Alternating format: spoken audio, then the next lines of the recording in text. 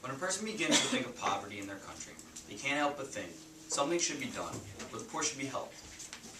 However, there is always a right way and a right time to go about helping and trying to find solutions for problems. I regret to say right now it would not be in our country's best interest to substantially increase any types of social services at this point in time.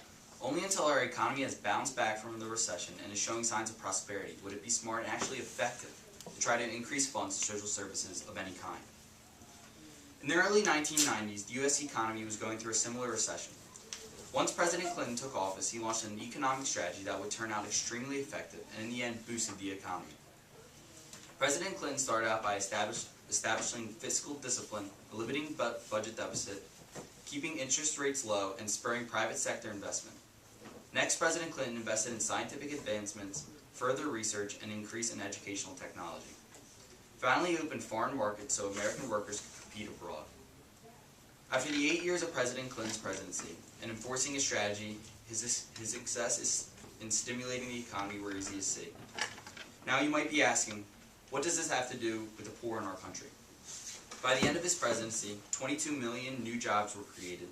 Unemployment and core inflation were at their lowest levels in more than 30 years, and unemployment went down from 6.9% in 1993 when Clinton had just begun his presidency to 4% in 2000 when he left office.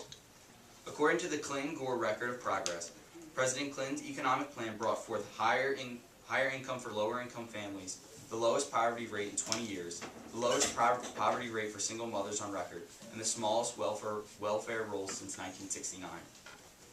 History shows if we take care of our economy, the economy will take care of us. Before we go and try to help ourselves by dumping billions and billions of dollars into social services, we must first take care of our national debt, which is now a little over $12 trillion. Our government already gives a significant amount of its funds to social services and welfare.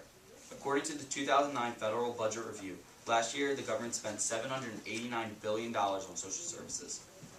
Even with our country's large debt, we still provide a great deal of money to the less fortunate, and substantially increasing that would be detrimental. Our government has never turned their back on the impoverished and doesn't plan to, but to take care of the needy people and families, the government needs to take care of the economy first. The affirmative's goal is to prove the need to substantially increase social services. The definition of increase in the Webster's Dictionary is to make greater as in number, size, or quality, or to add to. Nowhere in that definition is there any hint or suggestion of reform. If the affirmative's plan has any dealings with reform or restructure without spending a substantial amount of money, then those parts of the plan can be considered void. The affirmative's motives, in line with the resolution, must be solely focused on increased social services, which correlates directly with the substantial increase of federal funding. Now, the Webster's Dictionary defines substantial as real worth, value, or effect. The cost to substantially increase these services in order to have a positive effect, even without a hefty burden of war and recession, is troubling. What it all comes down to is nothing would be better than reducing the amount of impoverished people in America. But we have to be realistic and financially smart. Until our country has the strength to stand on its own two feet, and is heading in the right direction, any increase in social services will only lead to negative outcomes all around.